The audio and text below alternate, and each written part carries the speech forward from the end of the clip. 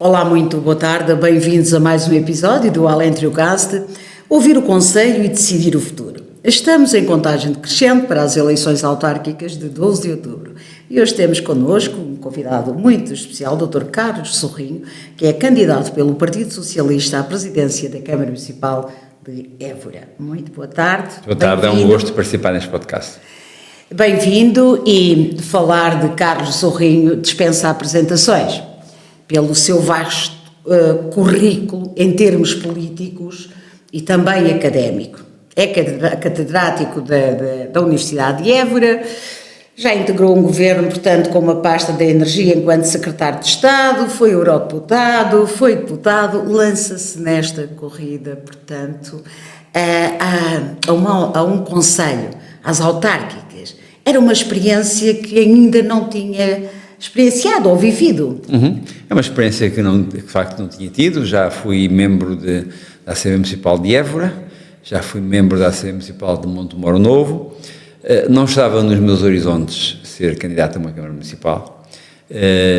Na minha vida nunca fiz muitos projetos, as coisas foram acontecendo, quer na vida académica, quer na vida política. Tive a preocupação de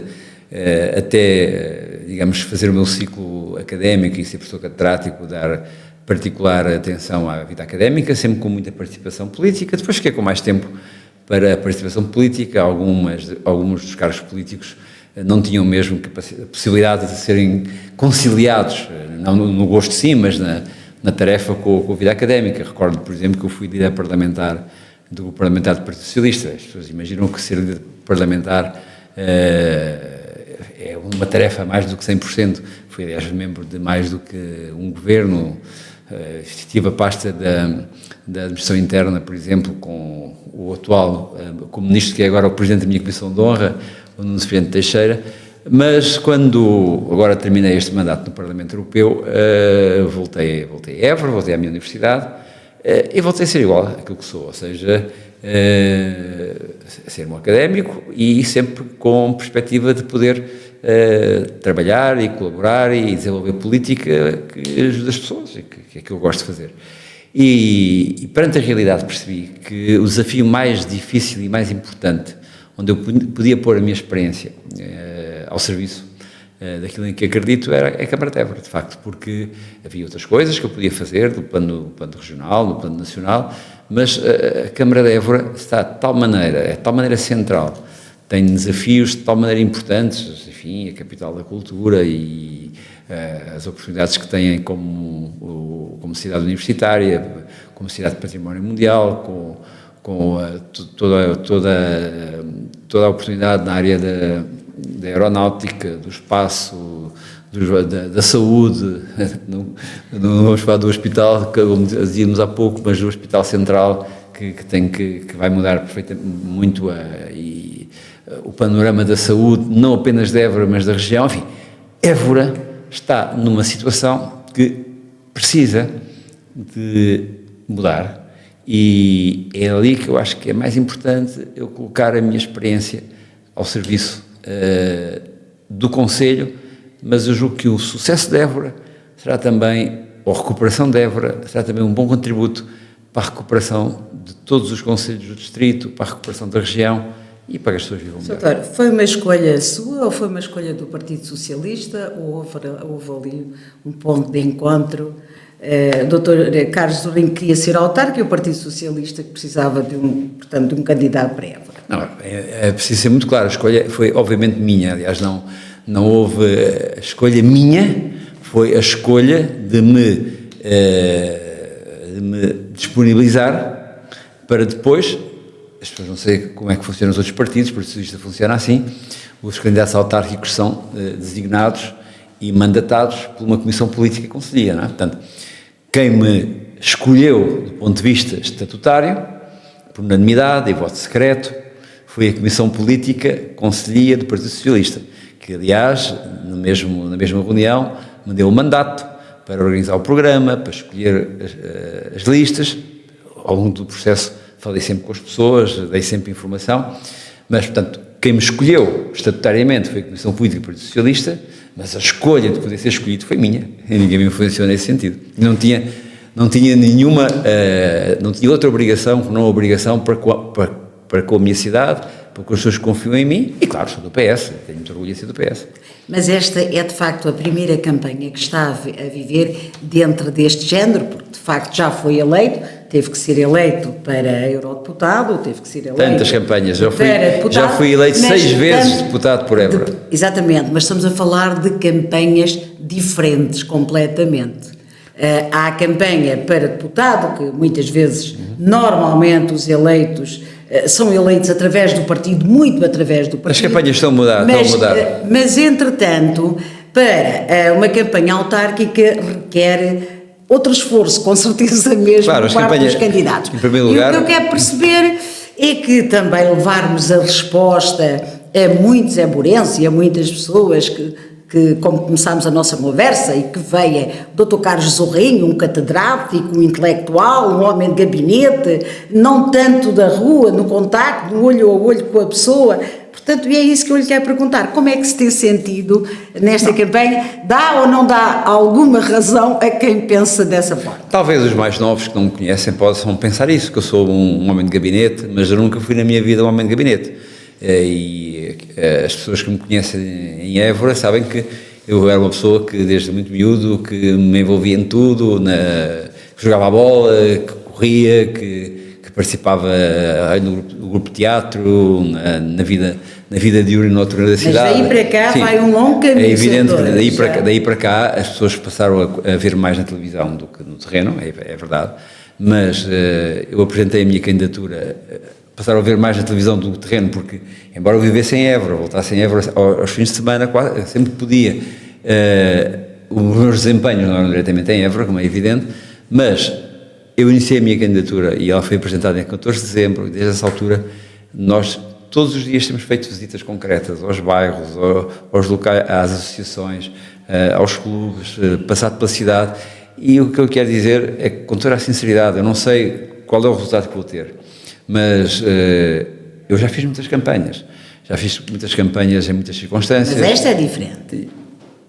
E sei medir a rua, ou seja, isso não quer dizer que se traduza em votos, mas eu sei medir, porque já fiz muitas campanhas, para o Parlamento Europeu, como disse, mas também 6 ou 7 campanhas autárquicas algumas, mas também 6 ou 7 campanhas, né? não como cabeça de lista, mas também 6 ou 7 campanhas em que fui eleito e fui cabeça de lista em algumas delas, deputado à Assembleia da República, e nós na rua sentimos se há receptividade ou não há receptividade. E é isso que eu posso dizer, sente-se confortável. Sinto uma enorme receptividade. Não quer dizer que as pessoas são simpáticas, que as pessoas que me agradecem e que me mostram felizes por eu ser candidato, vão depois votar em mim. Se as pessoas votassem em mim, eu teria uma vitória espantosa, mas eu sei que não é assim, que as pessoas são simpáticas e algumas podem ser afáveis e receptivas e depois não votar, mas a receptividade tem sido extraordinária.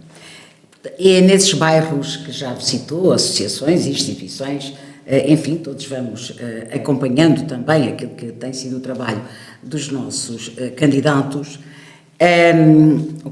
Quais são as queixas? O que é que mais tem ouvido? Qual é as áreas, onde é que as pessoas, os eburenses, sentem mais desconforto? Isso é mais do que evidente. Uma das coisas que envergonha a cidade, que envergonha os eburenses, é o estado de abandono, o estado de pauperação associado à limpeza, associado à forma como é recolhido o lixo, à forma como estão maltratados os parques de estacionamento, a forma como o trânsito é caótico, esse sentido de abandono, de falta de posicionamento, de ambição, de ter uma Évora limpa, uma Évora forte, uma Évora à altura da sua história, da sua identidade e daquilo que deve ser uma capital europeia ao sul, com o peso que Évora teve e tem que ter. Acho que é aquilo que as pessoas me referem em primeiro lugar. Depois, em segundo lugar, eu sinto uma grande força das associações. Évora tem muitas associações, a todos os níveis, muita gente que são bons profissionais, e acho que o que falta é reforçar a rede entre essas pessoas. Há respostas é reforçar a rede dessas pessoas. E o que eu também sinto nessas associações e nessas instituições a que vou é que elas não veem na Câmara Municipal uma aliada do seu trabalho, veem na Câmara Municipal muitas vezes um obstáculo ao seu trabalho. Aliás, não apenas as associações na área social, também as redes na área económica, as pessoas que têm projetos e querem licenciá-los, as pessoas que têm comércio e querem desenvolvê-lo. Há muito, e ouve-se muito na cidade de Évora, a ideia de como é que isto se faz sem passar pela Câmara, porque se isto tiver que passar pela Câmara vai demorar muito tempo ou pode não se fazer. Ora, isso é completamente o contrário daquilo que eu imagino que deve ser uma Câmara Municipal. Uma Câmara Municipal e as juntas de freguesia, com os quais quero trabalhar e fazer descentralização de competências e de recursos, mas uma autarquia deve ser vista e sentida pelos municípios como uma aliada. E isso é absolutamente determinante. A autarquia ser uma aliada dos municípios. Não a prometer mundos e fundos.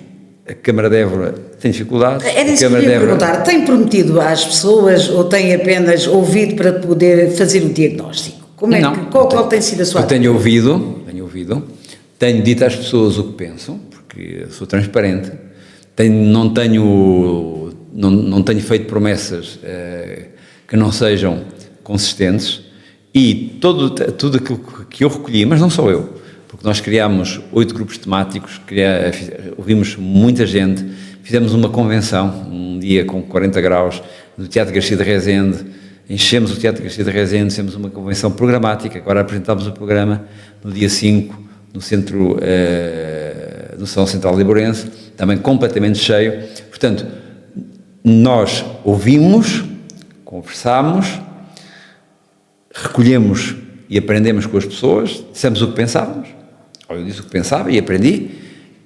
Agora temos um programa, esse programa está editado num jornal, esse jornal vai ser distribuído em todas as casas e é o nosso compromisso. Portanto, a promessa é um programa que tem uma visão, um programa que tem 17 medidas de emergência e que tem 4 eixos para transformar Évora. A nossa ideia e aquilo que nós prometemos é que em 10 anos recolocaremos Évora onde ela precisa de estar. Como vê, eu não estou de passagem, tenho um programa para 10 anos, mas que ao fim de 10 meses, aquilo que é mais emergente, já se notará que se está a mudar.